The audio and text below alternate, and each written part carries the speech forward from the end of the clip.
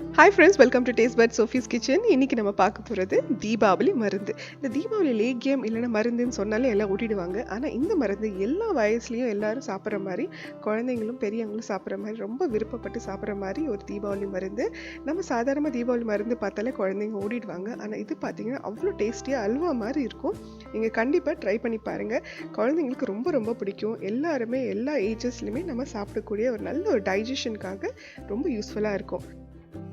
இப்போ இதுக்கு வேண்டிய பொருள் என்னென்னு பார்க்கலாம். இதுக்காக நான் அரிசி திப்பிலி எடுத்திருக்கேன். இது ஜென்ரலாக எல்லா சூப்பர் மார்க்கெட்ஸ்லையும் இப்போ கிடைக்கிது.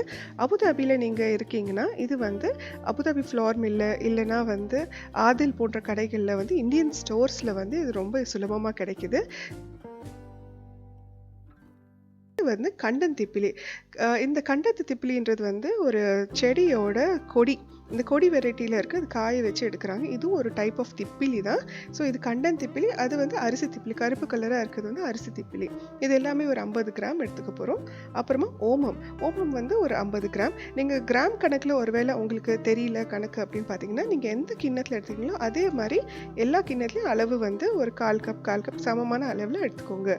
அப்புறம் நல்ல வாசனையாக இருக்கிறதுக்காக ஒரு 4 to 5 ஏலக்காய், கருப்பு மிளகு ஒரு 50 கிராம், 30 to 50 கிராம் கூட நம்ம சேர்த்துக்கலாம். அப்புறம் ஜீரகம் ஒரு 5 to 6 டேபிள் ஸ்பூன் சேர்த்துக்க போகிறோம். கொஞ்சம் கசப்பு தன்மை இருக்கிறதுனால ஜீரகம் கொஞ்சம் கம்மியாக சேர்த்துக்க போகிறோம். அப்புறமா சுக்கு சேர்த்துக்க போகிறோம். சுக்கு இதே மாதிரி ஒரு 8 to 10 பீஸ் அளவு நம்ம சேர்த்துக்கலாம். இது எல்லாமே பார்த்திங்கன்னா ரொம்ப ரொம்ப டைஜஷனுக்கு, நம்ம ஜென்ரல் ஹெல்த்துக்குமே ரொம்ப ரொம்ப நல்லது, வயிற்றுக்கு ரொம்ப நல்லது. ஸோ இந்த மாதிரி பொருட்கள் எல்லாம் ஆட் பண்ணும்போது அந்த சூடு தணிக்கிறதுக்காக நம்ம நல்லெண்ணெய் யூஸ் பண்ண போகிறோம். அதே மாதிரி கொஞ்சமாக நெய் கூட இதுக்கு தேவைப்படும். இப்போ இது எல்லாமே பேலன்ஸ் பண்ணுறதுக்கு நம்ம ஸ்வீட்டாக ஆக்கிறதுக்கு நமக்கு வெல்லம் கூட தேவையில்லையா? ஸோ அதை வெல்லம் எடுத்திருக்கேன். இப்போ நம்ம இதெல்லாம் இடித்து சேர்த்துக்க போகிறோம். இது எல்லாமே பார்த்தீங்கன்னா கொஞ்சம் ஹார்டாக இருக்கிறதுனால இடித்து நம்ம சேர்த்துக்க போகிறோம். மிக்ஸி ஜாரில் நீங்கள் போட்டிங்கன்னா பிளேட் உடையிறதுக்கு ரொம்ப வாய்ப்பு இருக்குது. ஸோ அதனால் ஃபஸ்ட்டு கொஞ்சமாக இடிச்சிட்டு அதுக்கப்புறமா நம்ம ஊற வச்சு இது யூஸ் பண்ண போகிறோம். இந்த தீபாவளி லேகியம் 2 வகையாக செய்கிறாங்க. நம்ம ரோஸ்ட் பண்ணி இந்த மாதிரி கிரைண்ட் பண்ணி அந்த பவுடர் வச்சு நம்ம லேகியம் செய்யலாம்.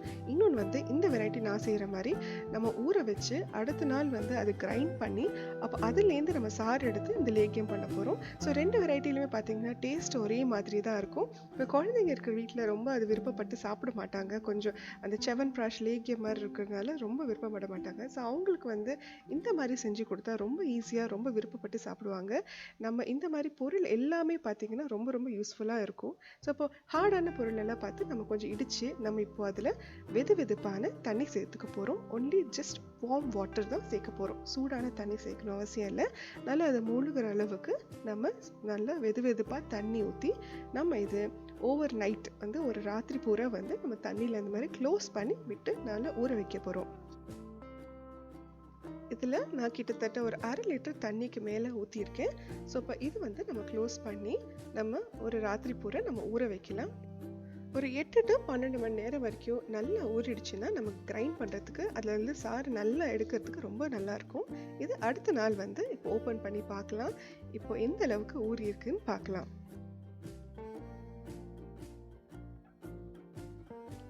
இப்போ நம்ம அதை வடிகட்டிட்டு நம்ம மீதி பொருள் எல்லாம் மிக்ஸி ஜாரில் போட்டு நம்ம நல்லா அரைச்சிக்க போகிறோம்.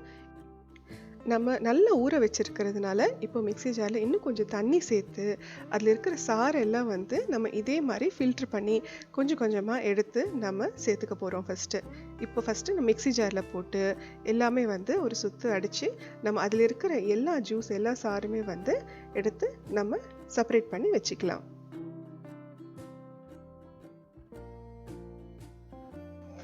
நம்ம ஊற வச்ச தண்ணியும் சேர்த்து இது ஃபஸ்ட்டு டைம் அரைச்சிருக்கேன். இப்போ இதெல்லாமே நல்லா ஃபில்ட்ரு பண்ணி எடுத்துக்கலாம்.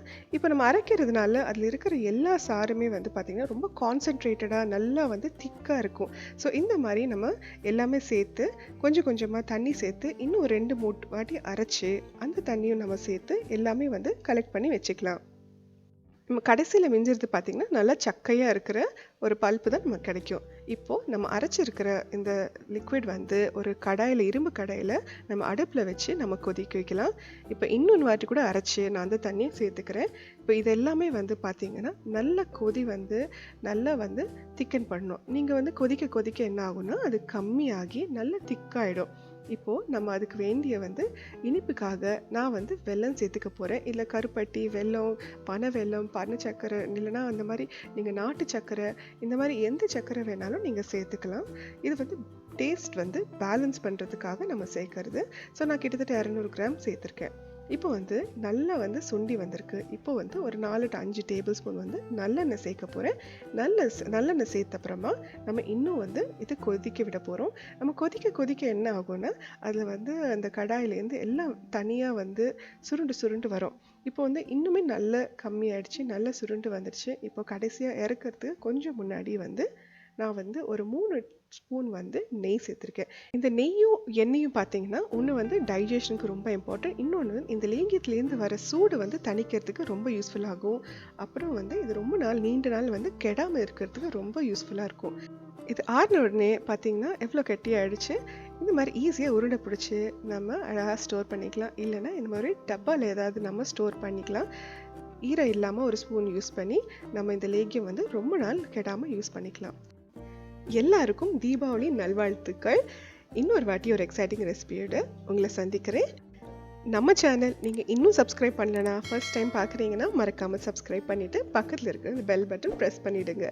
தேங்க்யூ. பாய்.